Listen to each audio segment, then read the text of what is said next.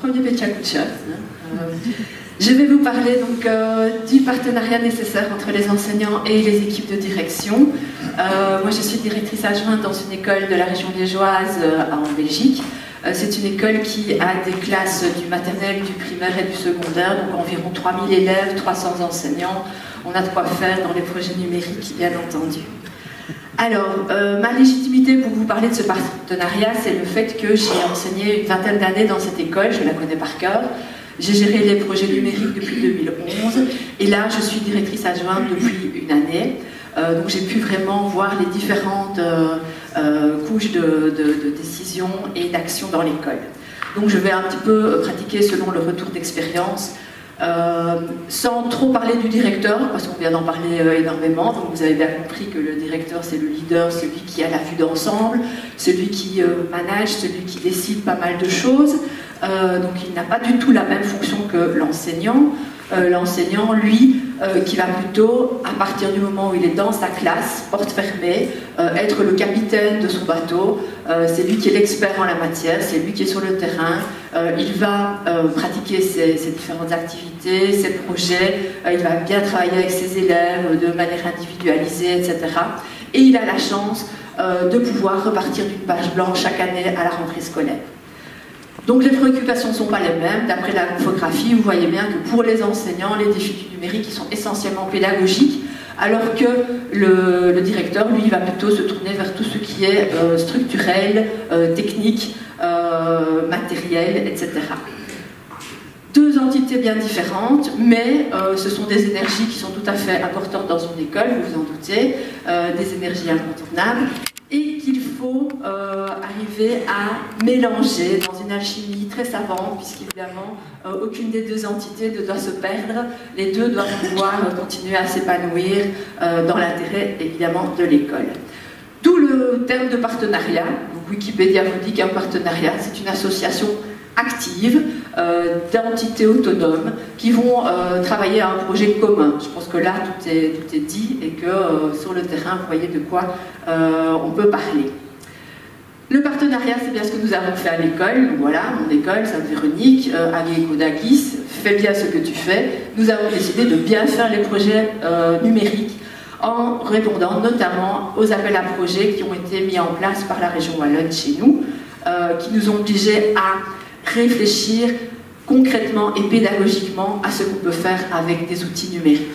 Donc voilà, on a répondu à pas mal d'appels à projets, différentes équipes interdisciplinaires la plupart du temps, de différentes générations, du maternel, du primaire, du secondaire, ont proposé des choses pour pouvoir développer des classes inversées, du bibliothèque virtuelle, du codage récemment, du biode, etc. Bien sûr, pour réussir, il nous faut de l'équipement. Alors merci la région wallonne qui nous a fourni pas mal de choses pour justement réaliser les projets que nous avions rendus. L'école a dû évidemment s'équiper aussi sur fonds propres, ce qui n'est pas toujours évident. Et puis il a fallu surtout trouver quelqu'un pour faire la maintenance, puisqu'il faut faire les mises à jour, il faut tout mettre en ordre. Notre outil important aussi, c'est l'ENT.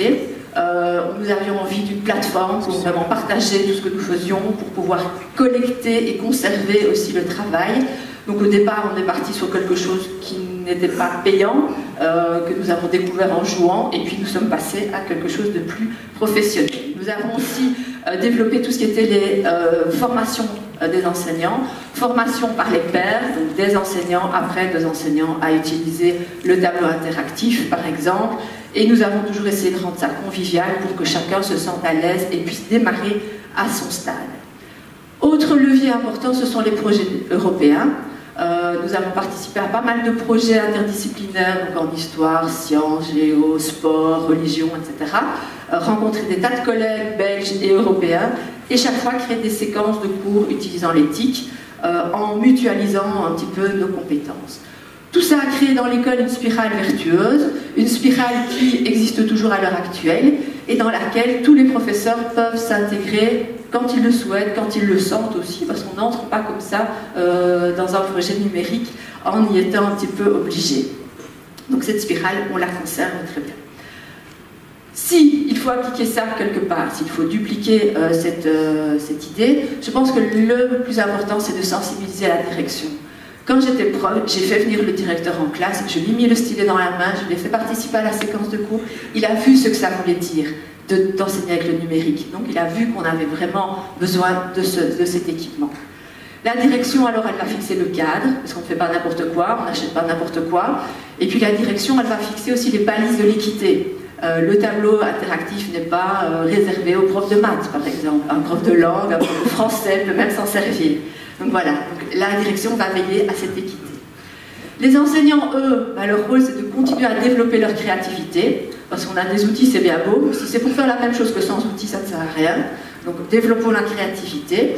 Et puis ce sont des personnes en qui il faut faire confiance. Ce sont les experts de terrain, ils savent ce qu'il leur faut. Donc il ne faut pas que la direction choisisse le matériel sans le raffiner. Ça, c'est primordial. Enfin, beaucoup de choses, il faut se donner des moyens d'avoir des réseaux, des moyens d'avoir du temps pour se former, des moyens financiers, bien entendu, des personnes ressources, des formations, et puis surtout de l'enthousiasme. Il faut se donner le temps de prendre du plaisir à faire ce qu'on fait. Une petite recette qui nous vient du Québec, ce sont les communautés d'apprentissage professionnel, qui vont justement permettre aux enseignants et aux directions de travailler de manière ponctuelle sur un projet très concret et aboutir à un objectif qui va valoriser un peu tous les partenaires. Donc ça nous paraît important. Donc des partenaires particuliers, si vous avez une quarantaine d'années, vous voyez de quoi je parle, et là j'ai aussi le plus jeune sans doute, des partenaires particuliers avec lesquels j'espère que vous allez pouvoir vraiment nouer de très beaux partenariats, parce que c'est ça qui fonctionne le plus et qui rend vraiment heureux. Voilà, merci beaucoup.